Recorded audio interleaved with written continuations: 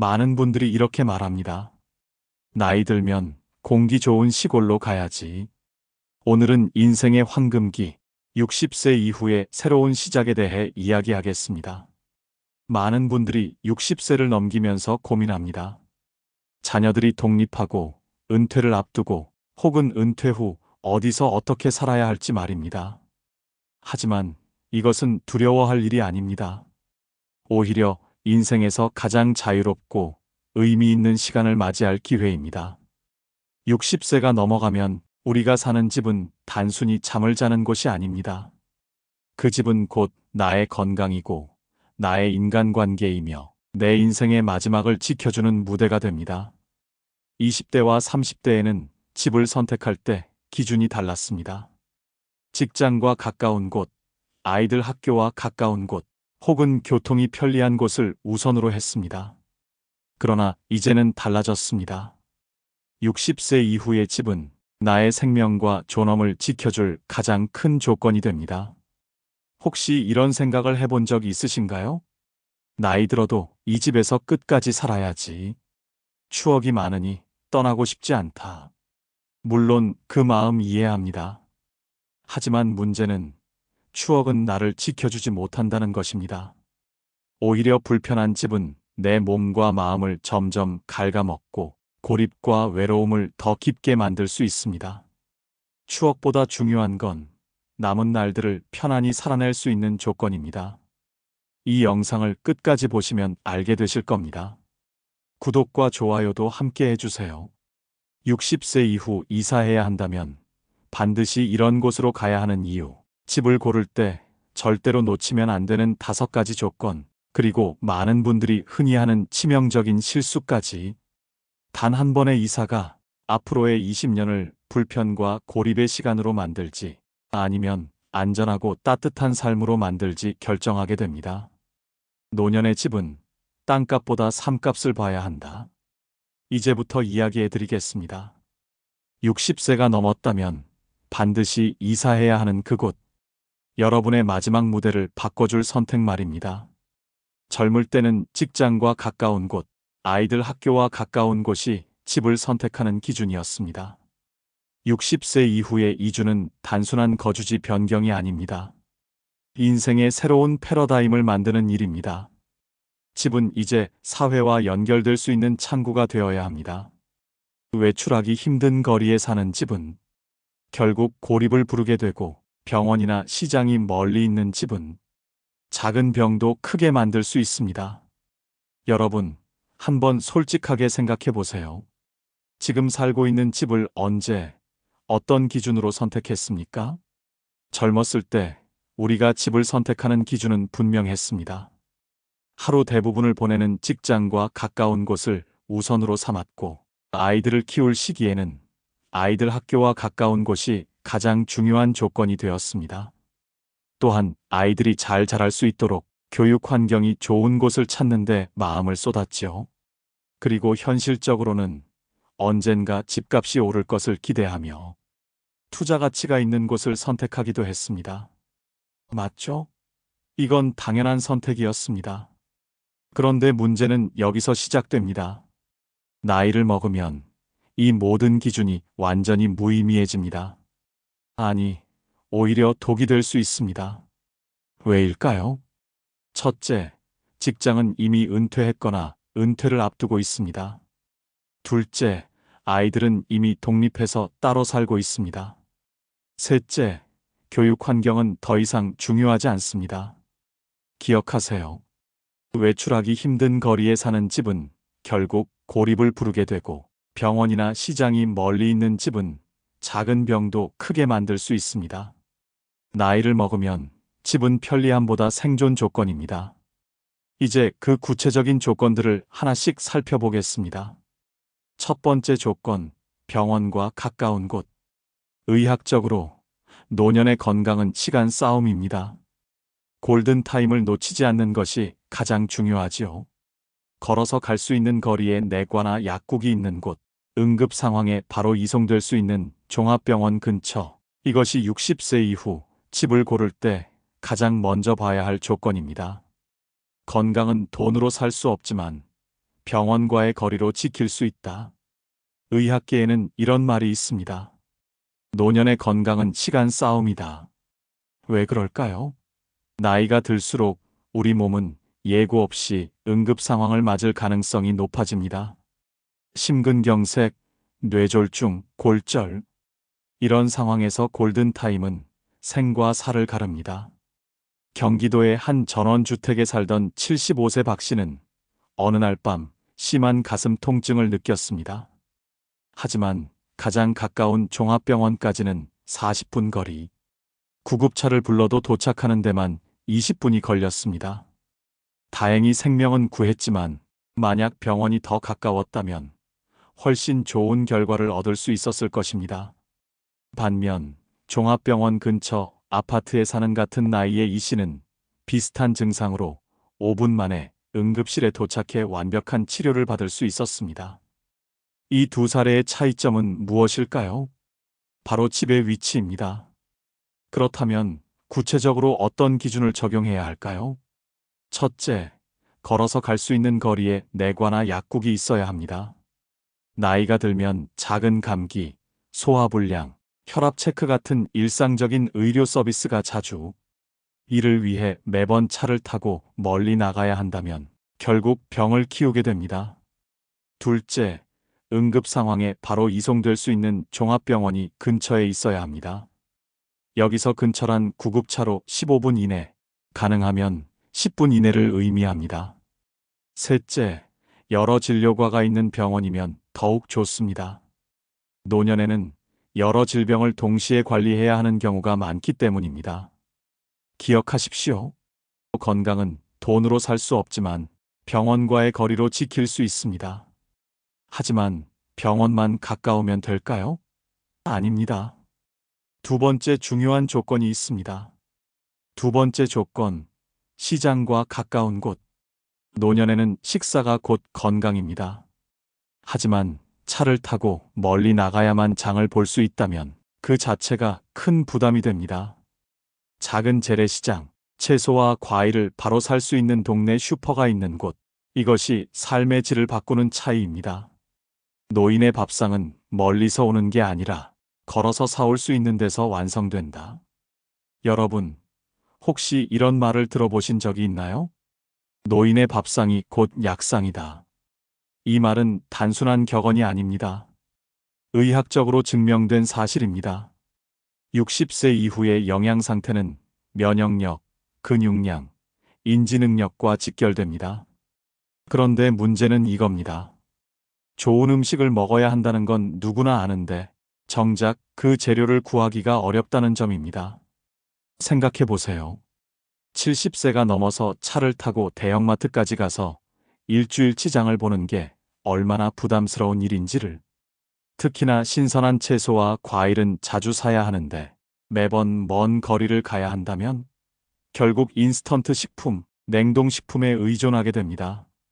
이것이 건강을 해치는 악순환의 시작입니다. 실제로 한국노인복지학회의 연구에 따르면 시장과의 거리가 도보 10분을 초과하는 지역에 사는 노인들의 영양 상태가 현저히 떨어진다는 결과가 나왔습니다. 반대로 성공적인 사례를 보겠습니다. 전통시장 근처에 사는 78세 최 씨는 매일 아침 시장을 산책 삼아 둘러보며 그날그날 필요한 재료를 삽니다. 이것이 그에게는 운동이기도 하고 사람들과의 소통의 시간이기도 합니다. 시장과 가까운 곳에 사는 것의 장점은 신선한 재료만이 아닙니다. 사회적 소통의 장, 시장 상인들과 인사를 나누고 다른 고객들과 자연스럽게 대화를 나눌 수 있습니다. 적당한 운동, 시장을 오가는 것 자체가 일상적인 운동이 됩니다. 경제적 효율성, 필요한 만큼만 사서 음식 낭비를 줄일 수 있습니다. 계절감, 제철 음식을 자연스럽게 접할 수 있어 영양 균형에 도움이 됩니다. 다만 여기서 말하는 시장은 전통 재래시장뿐만 아니라 동네 슈퍼마켓, 소형 마트까지 포함합니다. 중요한 건 걸어서 갈 수 있는 거리에 있어야 한다는 점입니다. 기억하십시오. 노인의 밥상은 멀리서 오는 게 아니라 걸어서 사올 수 있는 데서 완성됩니다. 그런데 병원도 가깝고 시장도 가까우면 끝일까요? 아직 더 중요한 조건이 남아 있습니다. 세 번째 조건, 사람들이 모여드는 곳. 나이가 들수록 외로움은 몸보다 마음을 먼저 병들게 합니다. 공원, 경로당, 문화센터, 도서관 같은 곳이 가까운 집, 즉, 사람 소리가 들리는 곳에 살아야 합니다. 혼자 사는 집도 좋지만 혼자가 되지 않는 동네는 더 소중합니다. 사람의 목소리가 들리는 동네에 살아야 내 목소리도 잊히지 않는다. 잠깐 이 이야기를 들어보세요. 서울 외곽의 조용한 단독주택에 혼자 사는 68세 한 씨는 매일 TV만 보며 지냅니다. 자녀들은 모두 바쁘고 이웃과는 인사도 거의 나누지 않습니다. 처음에는 조용해서 좋다고 생각했는데 이제는 하루 종일 사람 목소리를 듣지 못하는 날이 허다합니다. 반면 시내 복합문화센터 근처에 사는 같은 나이의 김 씨는 매일 아침 공원에서 운동하고 도서관에서 책을 보고 문화센터에서 취미 활동을 합니다. 같은 나이인데 표정과 자세가 완전히 다릅니다. 이 차이는 단순한 기분의 문제가 아닙니다.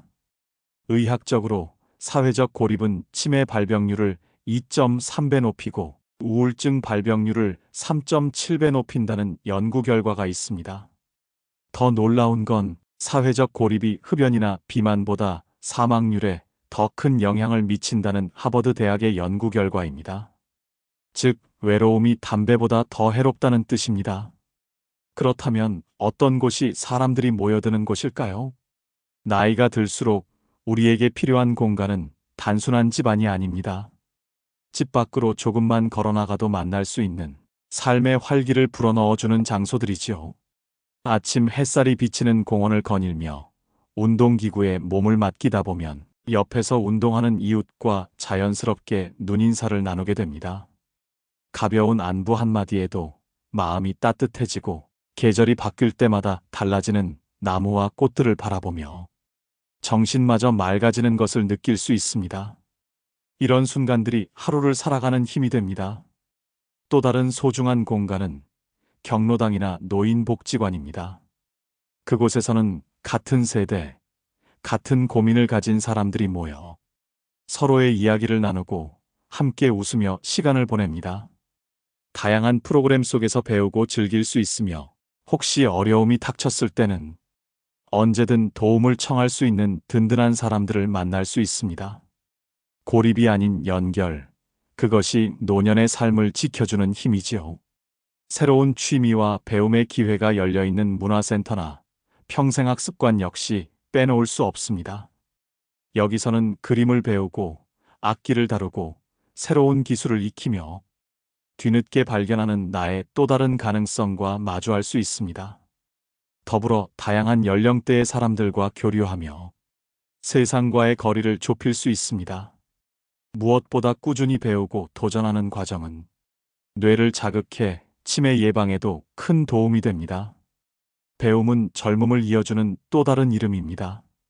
조용하지만 사람의 온기를 느낄 수 있는 곳, 도서관도 있습니다. 책장을 넘기는 소리 속에서 고요히 몰입하는 순간, 혼자여도 전혀 외롭지 않습니다.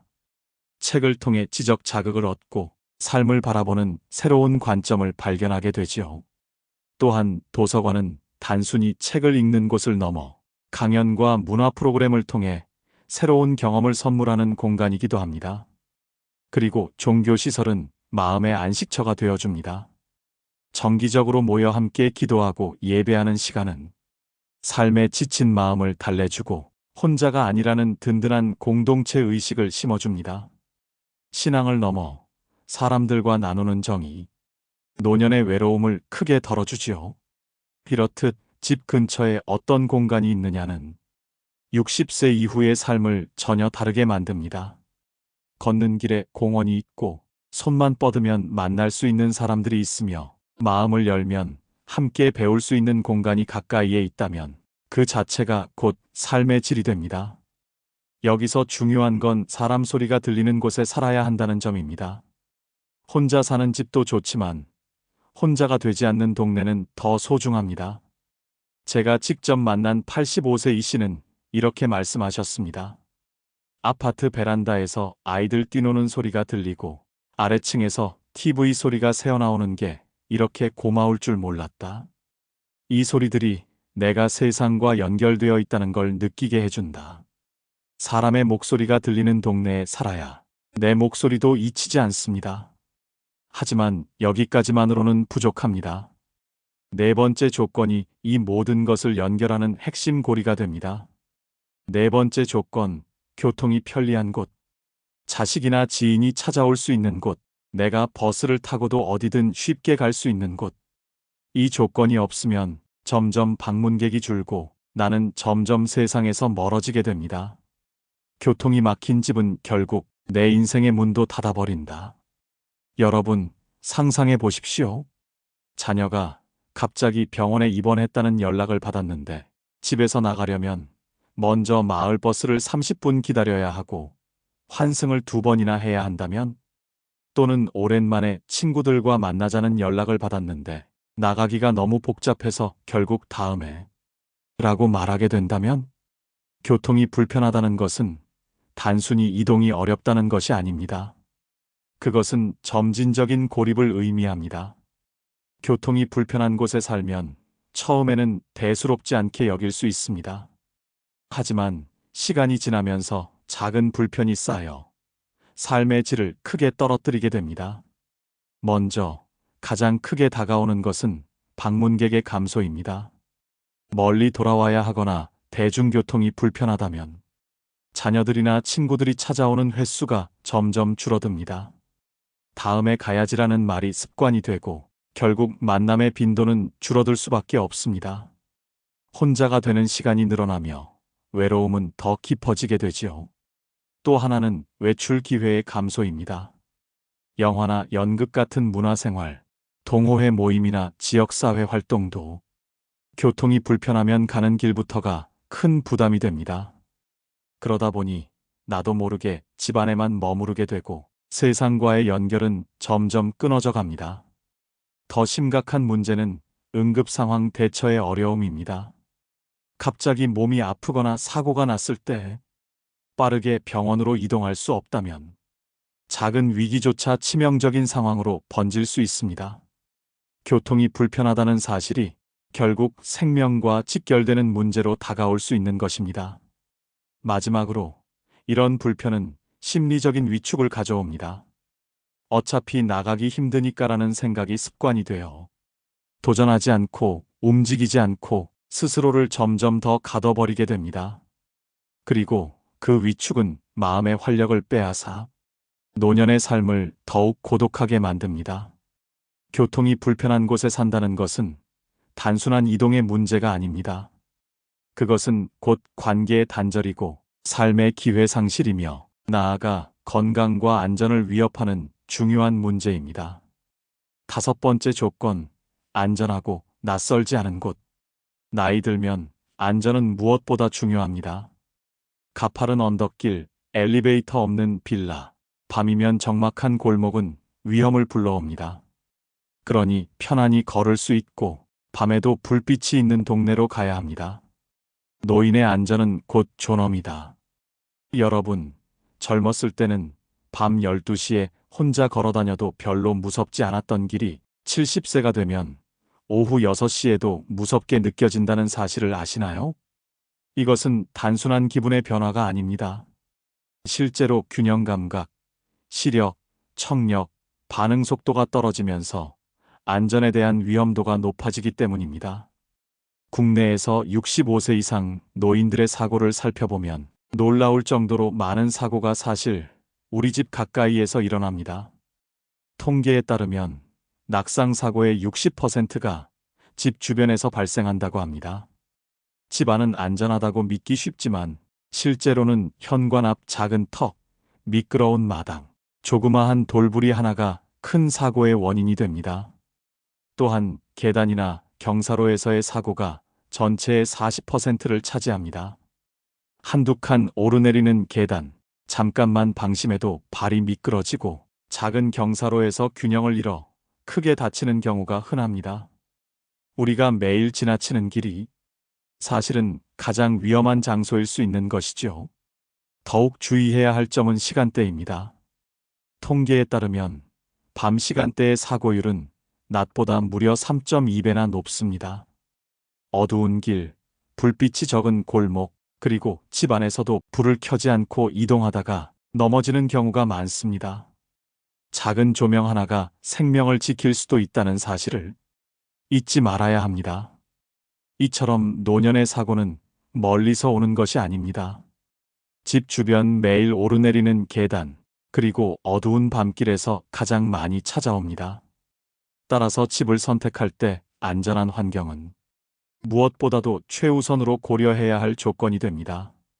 하지만 많은 분들이 60세를 앞두고 이런 생각을 합니다. 이제 은퇴했으니 조용하고 공기 좋은 시골로 가자.